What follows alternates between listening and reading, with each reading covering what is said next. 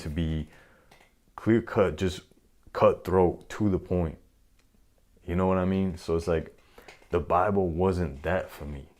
And like I said, it kept bringing up more questions than answer. And I'm not knocking it, all right? Because who am I to tell someone that what they're believing is right or wrong? Now, of course, that opinion might change the deeper that I get into Islam. But I strongly believe that, you know, God guides who he wills. And if the only way to reach you is through Christianity, or if the only way to reach you is through Buddhism or even the New Age stuff, Hinduism, whatever it is, then that's how he'll do it. That's how God will guide you. Now, is that technically the right way? Well, maybe, maybe not. I can't fully speak on that yet because my knowledge is limited. I'm still very new to this, but to keep going with the story, I kept going into that, and I remember her and I split beginning of 2018, and during that time, I dropped the Bible, I dropped Christianity, and I pretty much became agnostic, where it's like I believed in God, but I didn't really go much further than that. I stopped all the spiritual practices. I stopped really trying to do all that New Age stuff. Like the only thing I really kept was meditation, and that's pretty much it. Right? That's pretty much it. But fast forward to 2019, I'm over here living with my two best friends at the time. And it's like I had everything. Material-wise, I had everything. Social-wise, I had that. And I was talking to girls. Nothing serious, but I was talking to girls. Like I said, I was talking to girls. I was ready for some sugar walls. It just didn't end up happening. But I was talking to girls, like everything. I had everything that I could want at that point. But it's like I still felt empty. I still felt pretty trash, to be honest with you guys. I still felt like I was looking for distractions anywhere that I could find them.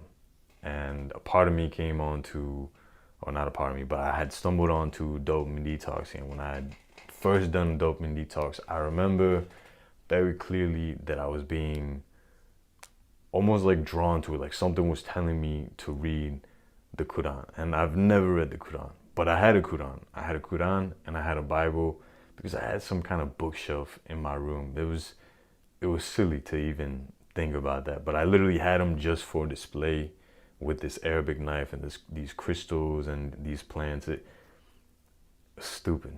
It was stupid, but you know what? Everything happens for a reason. All right, so I started feeling pulled to read the Quran. I do not read it because I was ignorant at the time. I was closed off.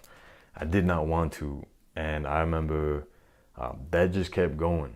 I kept feeling that over and over and over and over and over again, but I just kept disregarding it and doing my martial arts and doing my work because I was real headstrong and just focused on what I was doing this whole dopamine detox for, which if you watch my videos, that's what I said. I said that I was doing it for martial arts and for my work, to become more obsessed with martial arts.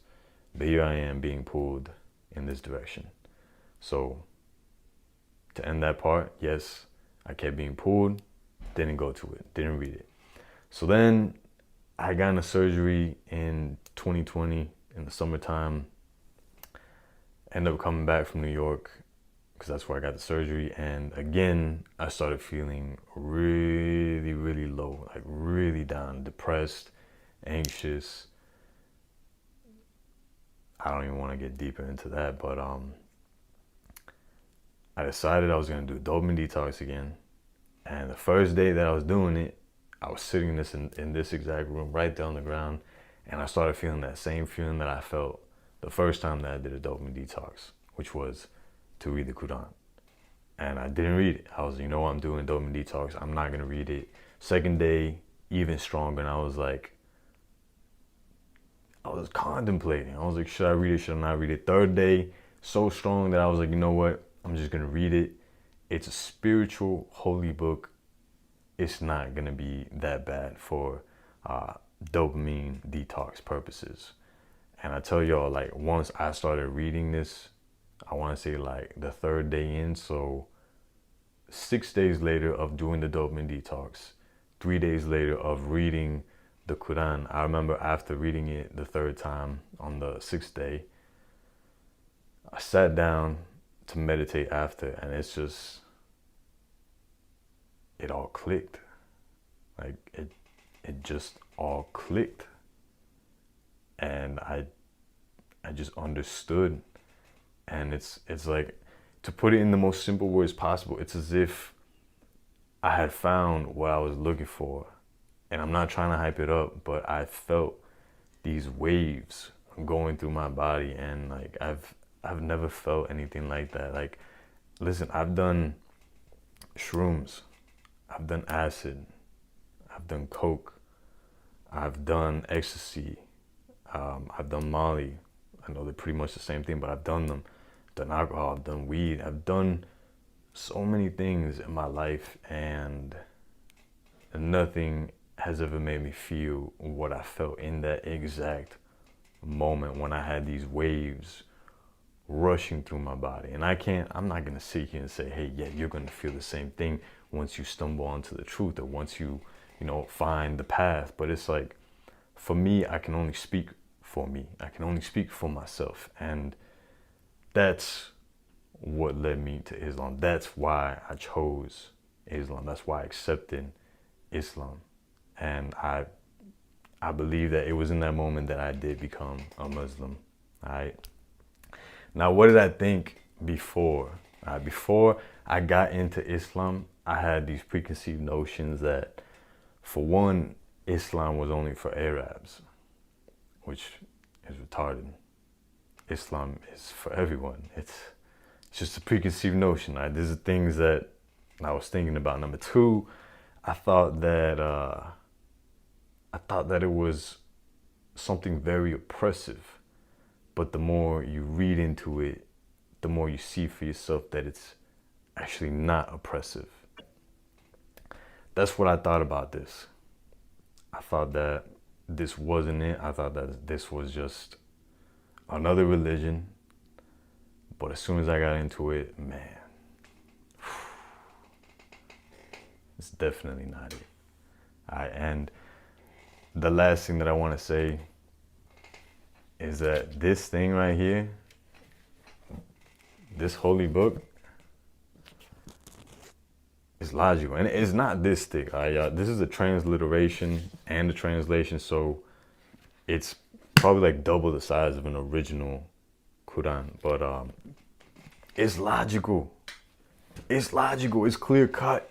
It's like I said, you have an instruction manual, and it tells you exactly what to do. There's no room for interpretation. There's no room for guessing. It's not read between the lines. It's no, this is exactly what it is. It's clear and cut.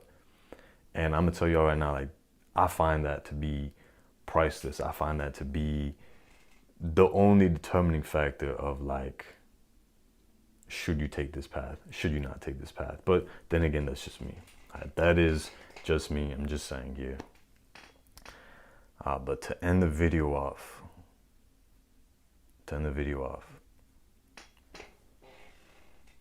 if you have watched this far, you're either one, a Muslim, or two, you generally like the content that I put out, and you actually want to hear what I have to say.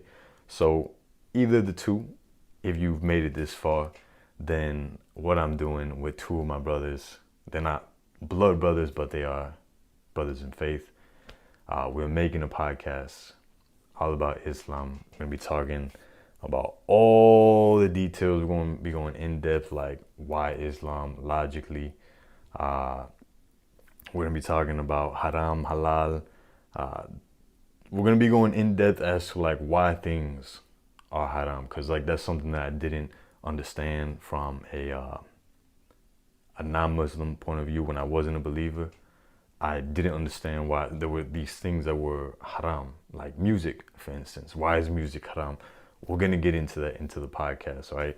But again, it's a very clear cut and raw podcast. There's no filtering. We're just talking straight up. We're recording our conversations and we're putting them up there. All right, so if that's something that you're interested in, stay tuned. I will be announcing it throughout the next few weeks.